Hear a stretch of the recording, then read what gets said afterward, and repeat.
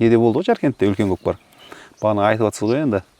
Сол Жаркенттегі көкпарда сол жаққа барамыз деп Рамазан бауырыма айтып осы атты апарайық сол жаққа.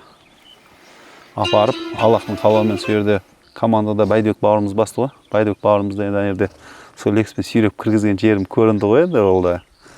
Бәрі көріп отыр ғой. Өзін көрсетті ғой сол жерде. Одан кейін ана салымдарды бастық, ақырын басып айдаған кезде барлығы командада сол жердегілер де енді барлығы кейін де комментарийлер жазып жатыр ғой енді ат жақсы екенде. Әлі жазып жатыр ғой енді. Ат енді сұмдық кетті ғой. Алдымыздан шығып неғылған кезде мына алдымыздан бір ат кіріп кетті ғой. Бірақ аттың жылдамдығы, бағана басының қайымдылығы жақсы ат. Енді ондай аттар дәу аттың жылдам болу, басы жұмсақ болу енді мен әлі ондай аттар көрмеген ғой, басы жұмсақ аттарды да. Иә, Ғалымжан аға, бір қасиеті бар да. Алматы облысында Жаркент қаласында өткен командалық көкпар республикалық деңгейде өткенде бір емес екі автокөлікке салуға себепкер болдыңыз. Қаржылай автокөліктерде екі автокөліктен бөлек қаржылай 1 миллион теңгеде жеңіп алдыңыздар.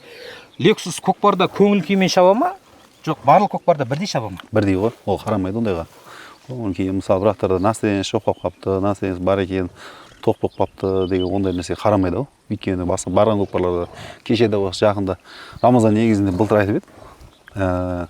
Атты демалтам деп та. В общем, бір жыл демалтып алайын, кейінгі жылға шығарам деп еді. Жоқ, шыдай алмастан осы көктем көкпарында бір көкпар шығарды Жайдақ ауылда.